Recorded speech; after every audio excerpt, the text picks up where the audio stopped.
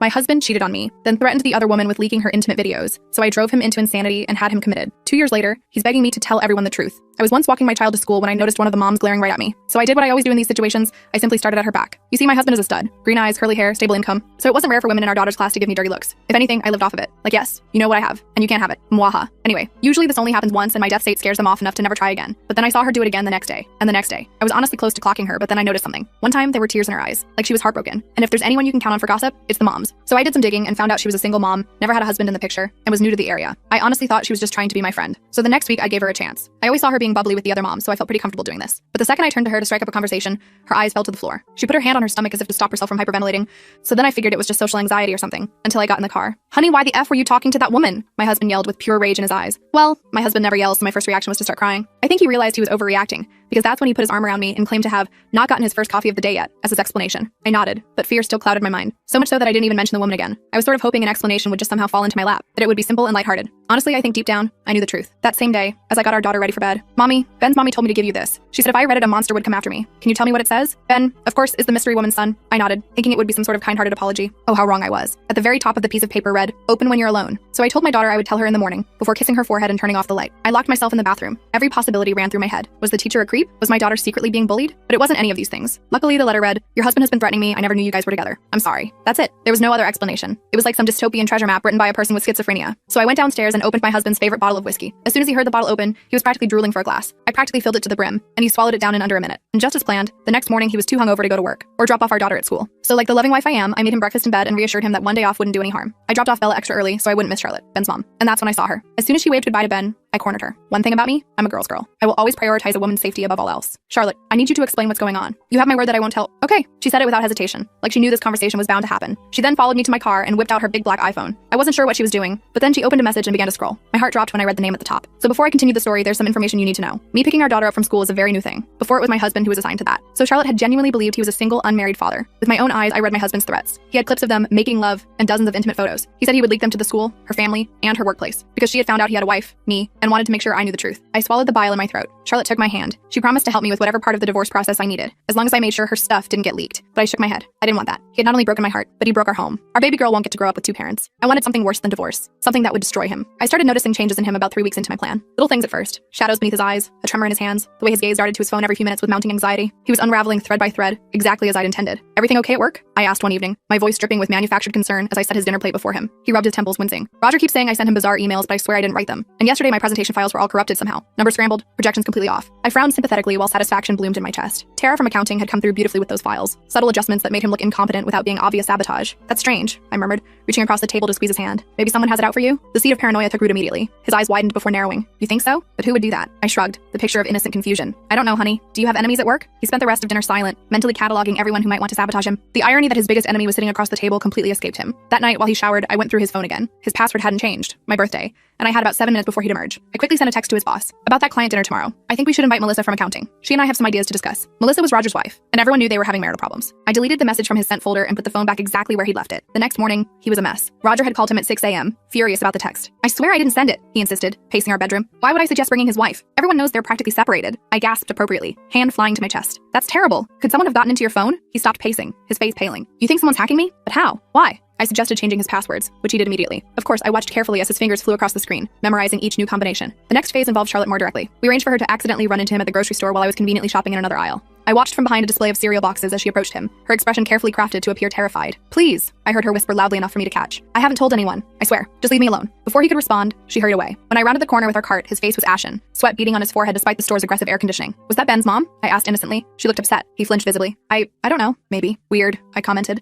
placing a box of Bella's favorite cereal in the cart. Want to grab some of that whiskey you like? You seem tense. That night, he drank 3 glasses of the whiskey I doctored with non-alcoholic spirits. All the burn with none of the buzz, growing increasingly frustrated when he didn't feel its effects. I watched him from over my book, noting how he kept checking his phone, jumping at small noises, glancing out the windows. I think someone's following me, he confessed after his 4th glass, voice tight with anxiety. At work? At the store? I keep seeing the same faces. I set my book down, the picture of concern. Honey, that sounds serious. Maybe you should talk to someone professional. He shook his head adamantly, eyes wild. Number no doctors. I'm not crazy. Of course not, I soothed. But stress can do strange things to perception. The next day, I enlisted Vanessa's help for the next step. She worked at a pharmacy and helped me acquire some mild sleeping aids that I could crush into his food. Nothing dangerous, just enough to make him groggy, to blur the lines between what was real and what wasn't. That evening, I made his favorite pasta dish, carefully lacing his portion with the crushed pills. As we ate, I casually mentioned, oh, I ran into Charlotte today at the coffee shop. His fork clattered against his plate, sauce spattering like tiny blood droplets on the tablecloth. What? What did she say? I blinked innocently, tilting my head. Nothing really. She seemed nervous. Is there something I should know? No, he said quickly, his voice pitched higher than normal. I barely know her. I nodded slowly, letting doubt creep into my expression. Okay, it's just, she acted weird when she saw me, like she was afraid. He pushed his plate away, his appetite suddenly gone, but he'd eaten enough of the doctored food. Within an hour, he was fighting to keep his eyes open on the couch, his words slurring slightly. I feel strange, he mumbled, head lolling against the cushions. Really tired suddenly. Poor baby, I cooed. You've been working so hard. Why don't you go up to bed?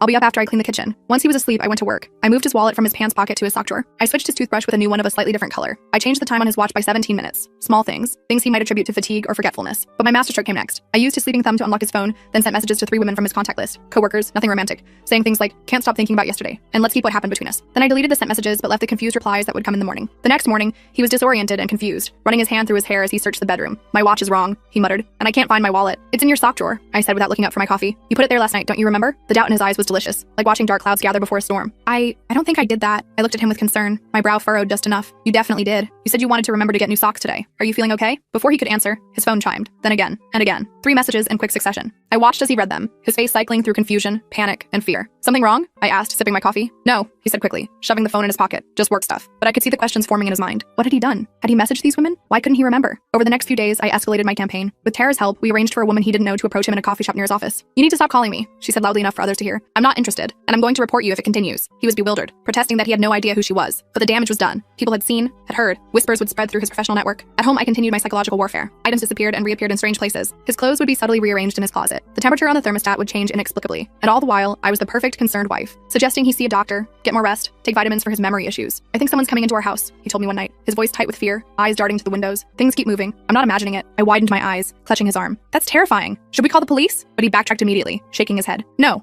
police. They'll think I'm crazy. Why would they think that? I asked innocently, watching his face carefully. He didn't answer, but I could see the doubt eating away at him like acid. Was he losing his mind? Was he doing things he couldn't remember?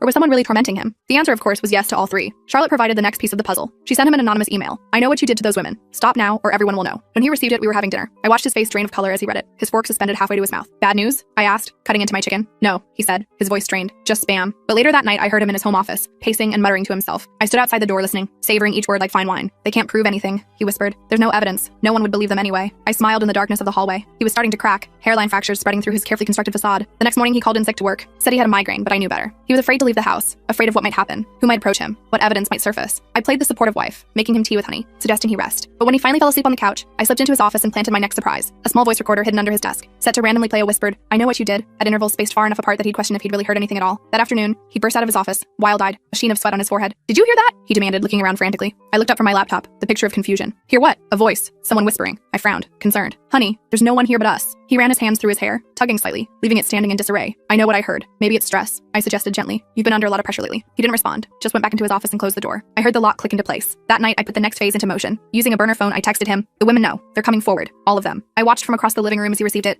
saw the panic bloom across his face like a bruise. He quickly blocked the number, but the damage was done. Everything okay? I asked, looking up from my novel. Fine, he said, his voice strained. Just work stress. I nodded sympathetically. You know you can talk to me about anything, right? The irony of my offer hung in the air between us, unrecognized by him. The next day, Tara called me with news. He'd been acting erratically at work, accusing colleagues of sabotaging his files, checking over his shoulder constantly, locking himself in his office for hours. Roger's concerned, she told me. He's talking about requiring a psychological evaluation. Perfect. That evening, I suggested we have friends over for dinner that weekend. It might help you relax, I said, massaging his shoulders as he sat rigidly at the kitchen island. You've been so tense lately. To my surprise, he agreed, nodding slowly. Perhaps he thought appearing normal to our friends would help him feel normal. Little did he know I had already coordinated with Charlotte, Vanessa, and Tara. Each would play their part in what I was now thinking of as his final unraveling. The dinner party was set for Saturday. I spent Friday preparing, cooking his favorite foods, setting the table with our best china. He seemed calmer, almost hopeful that things were returning to normal. That night, while he slept, I made my final preparations. I placed a woman's earring, not mine, under his side of the bed, just visible enough to be found eventually. I installed a small device Tara's IT friend had given me that would make our smart home system go haywire during dinner, lights flickering, music changing, thermostat fluctuating, and I made sure the doctored whiskey was fully stocked. Saturday arrived. I was a bundle of nerves and excitement as I prepared the final touches for dinner. Our guests would arrive at 7, 2 couples we'd known for years, plus a surprise I'd arranged. At 6, he came downstairs looking better than he had in weeks. He'd shaved, dressed in his favorite blue shirt, even styled his hair. For a moment, I felt a pang of something. Not quite regret, but remembrance of who I thought he was before I knew the truth. You look nice, I said, and meant it. He smiled, the first genuine smile I'd seen in weeks. Thanks. So do you. I'm looking forward to tonight. I think I've been, I don't know, going through something, but I feel clearer now. I nodded, hiding my disappointment. Had he stabilized? Was he adapting to my psychological warfare? I couldn't have that. Honey, I said casually, could you check the guest bathroom? I think the light bulb might be out. While he was upstairs, I quickly sent a text from my burner phone to his. I'll be at your house tonight. Time to face what you've done. I heard his phone chime upstairs, followed by silence. Then footsteps. Faster, heavier than before. He came down looking pale again, a vein pulsing at his temple. Everything okay? I asked, arranging cheese on a platter. Fine, he said tightly, knuckles white where he gripped the banister. The bulb is fine. Our first guests arrived at 7 on the dot. Nathan and Stephanie, a couple we'd known since college. Next came George and Beverly, neighbors from down the street.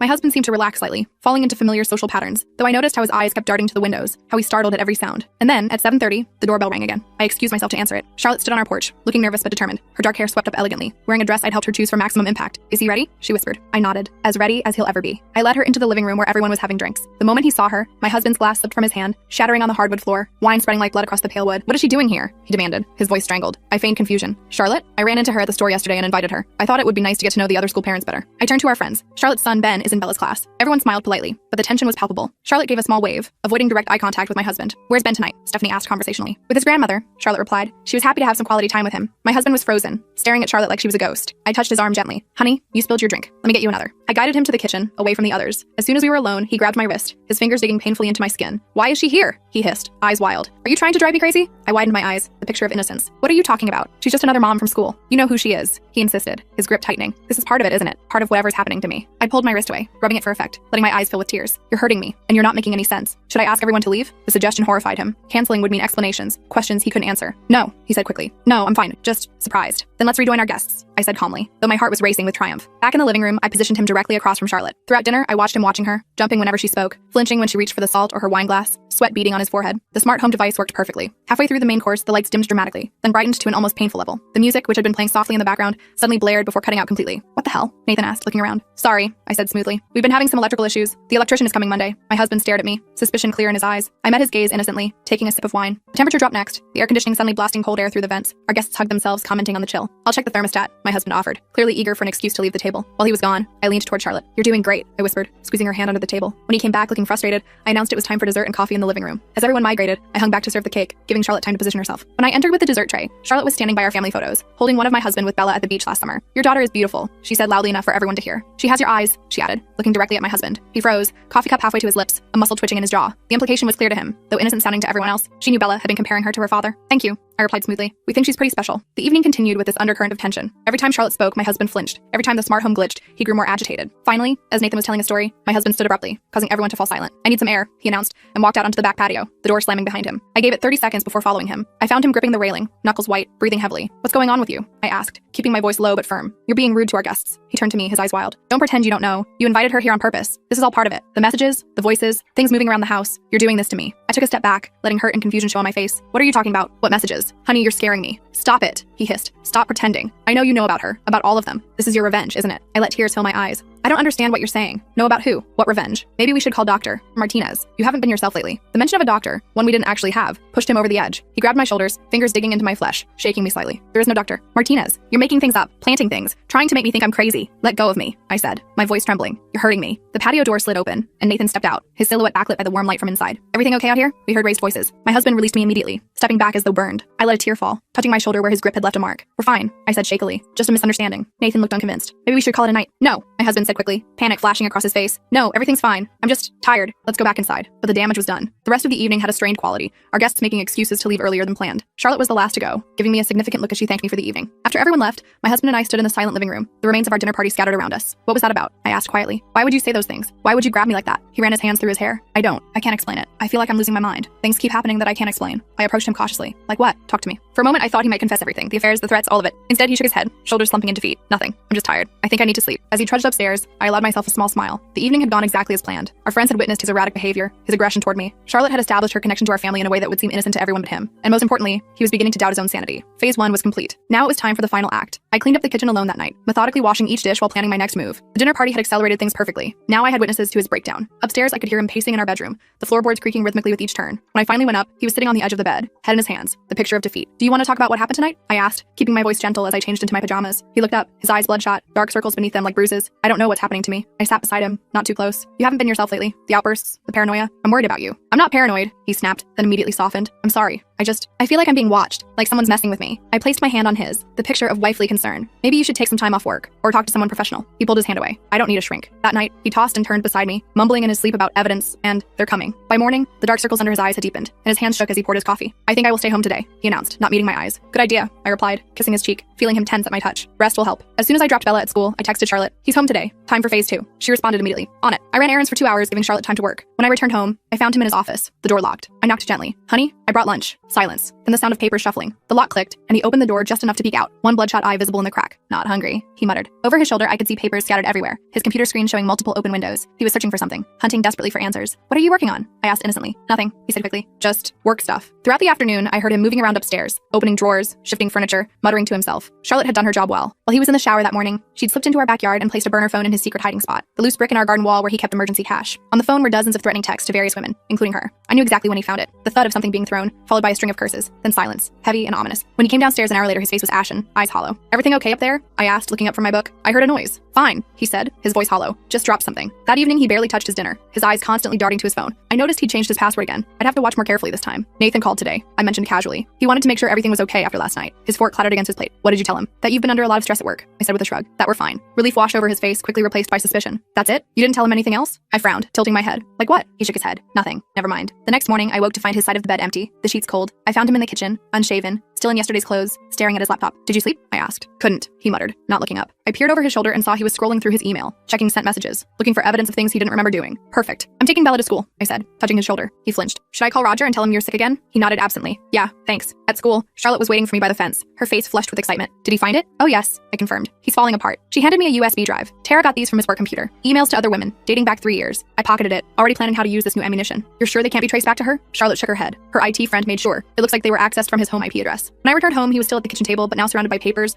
bank statements, phone records, receipts, spread out like the workings of a deranged mind. "What's all this?" I asked, setting down my purse. "I'm trying to figure out who's doing this to me," he said, his voice tight with frustration. "Someone's setting me up." I raised an eyebrow. "Setting you up for what?" He looked at me, really looked at me, for the first time in days, searching my face for any sign that I knew. I kept my expression neutral, concerned but confused. "Nothing," he finally said. "Just work politics." That night, I implemented the next phase. While he showered, I quickly connected the USB drive to his laptop and transferred the emails to his drafts folder. Then I set up an automated email to his entire company contact list, scheduled to send at 3 a.m., with the subject line, "The women I've manipulated," and several of the most damning emails attached. I was in bed, pretending to sleep, when his phone started buzzing around 3:30 a.m. The emails had gone out. I heard him curse, fumbling for his phone in the dark, then the frantic typing, the panicked breathing. "No, no, no," he whispered. "This isn't happening." I stirred slightly. "Honey, what time is it?" "Nothing," he said quickly. "Go back to sleep." But he didn't come back to bed. I heard him downstairs, pacing, making calls that went unanswered at that hour. By morning, he was a wreck, unshaven, unwashed, wild-eyed. "I can't go to work," he announced. "Ever again." I frowned. What happened? Someone. He swallowed hard. Someone hacked my email, sent things, terrible things. I widened my eyes. "What things?" He shook his head. I can't talk about it, but it's over. My career is over." I made a show of comforting him, suggesting we call the police to report the hacking, knowing he would refuse. He did, almost violently. "No police," he said firmly. "No authorities." The next few days were a blur of his deterioration. He stopped showering, barely ate, jumped at every sound. He'd taken to sleeping in his office, the door locked from the inside. I heard him on the phone occasionally, his voice pleading with Roger, with IT support, with anyone who would listen that he'd been hacked, set up, framed. No one believed him. Why would they? The evidence was overwhelming. A week after the email incident, Roger called me directly. "We're concerned about him," he said carefully. "His behavior has been erratic. The emails, the accusations, the paranoia. Has he seen anyone professional?" "I've suggested it," I said, letting my voice break slightly. "But he refuses. He's not the man I married anymore, Roger. I'm afraid sometimes." The seed was planted. Roger promised to handle it and asked me to keep him updated. The final phase began the next day. I invited Nathan and Stephanie over for dinner. Just a casual weeknight meal. My husband tried to refuse, but I insisted. "They're worried about you," I said. "They just want to help." He relented, too exhausted to fight. When they arrived, I made sure Nathan had a moment alone with him while Stephanie helped me in the kitchen. "How are you holding up?" I heard Nathan ask him. "You seem stressed?" My husband laughed bitterly. "Stressed? I'm being systematically destroyed, and no one believes me." Throughout dinner, my husband made increasingly paranoid statements about being watched, about conspiracies at work, about someone breaking into our house to move his things. Nathan and Stephanie exchanged concerned glances. I played the supportive but worried wife perfectly. After they left, he confronted me in the kitchen. "You think I'm crazy too, don't you?" I chose my words carefully. "I think you're struggling with something, and I think you need help." "Help," he repeated flatly. A nice way of saying you think I should be locked up. "That's not what I said," I protested, but the idea was planted. The next morning, I woke to find him gone. Car missing. No note. I called Roger immediately, letting panic seep into my voice. He left sometime in the night. He's been talking about people following him, about conspiracies. I'm worried he might hurt himself. Roger promised to alert security at the office. 3 hours later, I got the call. He'd shown up at work, confronted Tara in the break room, accusing her loudly of helping to frame him. When security approached, he became combative. They had no choice but to call the police. I rushed to the station, the picture of the distraught wife. They had him in a holding cell, pending a psychiatric evaluation. When they let me see him, he looked terrible, disheveled, eyes wild, pacing the small space like a caged animal. "You," he said when he saw me, his voice cold. "You did this." I let tears fill my eyes, aware of the officer watching nearby. "Honey, please, let them help you." "Stop pretending," he shouted, lunging toward the bars. The officer stepped forward protectively. "You, Charlotte, all of you, you planned this! You drove me crazy." I stepped back, a hand to my mouth. "I don't understand," I whispered. "Who's Charlotte?" That was the final straw. His eyes widened in disbelief, then narrowed in fury. He began shouting incoherently about conspiracies, about women he'd threatened, about evidence being planted. The officer gently led me away as my husband's shouting echoed down the corridor. "Has he been like this long?" the officer asked kindly, offering me a tissue. I nodded, wiping away tears. "It's been getting worse for weeks." I didn't know what to do. The psychiatric evaluation was a formality. With his recent behavior at work, the emails, the witness statements from our friends about his paranoia and aggression, plus his outburst at the station, the diagnosis was clear: acute psychotic break with paranoid features. They transferred him to a psychiatric facility for observation and treatment. I visited daily, the devoted wife, bringing photos of Bella, speaking softly about how we'd get through this together, all while he glared at me from across the table, occasionally bursting into accusations that only reinforced his diagnosis. Charlotte, Vanessa, and Tara kept their distance now. Their parts played perfectly. The evidence of his affairs, his threats, his manipulation existed only in private messages between us, in the burner phone I disposed of, in conversations no one else had witnessed. To the world, he was simply a successful man who had suffered a breakdown under the pressure of work and family responsibilities. A tragic but not uncommon story. 3 weeks after his commitment, I filed for divorce on grounds of his mental instability. The judge granted me full custody of Bella, our house, and most of our assets. His parents, horrified by his condition but sympathetic to me, didn't contest anything. I visit him occasionally, always with Bella, always playing the role of the supportive ex-wife who still cares. He's heavily medicated now, his accusations muted by antipsychotics. Sometimes I see a flash of the old clarity in his eyes when he looks at me, but it quickly fades. No one believes a madman. Charlotte moved away last month, a fresh start in a new city. Before she left, she hugged me tightly. "You're terrifying," she whispered, "but I'm glad we met." I smiled. Girl's girl, remember? We protect each other. As for me and Bella, we're doing fine. I've started dating again. A kind, honest man who treats me like gold. Bella asks about her father sometimes, and I tell her he's sick, that he loves her but his brain is confused right now. Someday when she's older, perhaps I'll tell her more, or perhaps not. Some stories are better left untold. I still have the evidence, of course. Everything Charlotte showed me that day in my car, everything Vanessa and Tara contributed. Insurance, just in case, but I doubt I'll need it. His doctors say his condition is chronic, that his paranoid delusions about conspiracies and being framed are deeply entrenched. Sometimes I wonder if what I did was wrong, if there was another way. But then I remember his threats, the women he hurt, the fear in Charlotte's eyes. I remember how easily he lied, how completely he fooled me for years. No, he got exactly what he deserved. A prison of his own making, reinforced by the very manipulation tactics he used on others. Poetic justice, really. And me? I sleep just fine at night.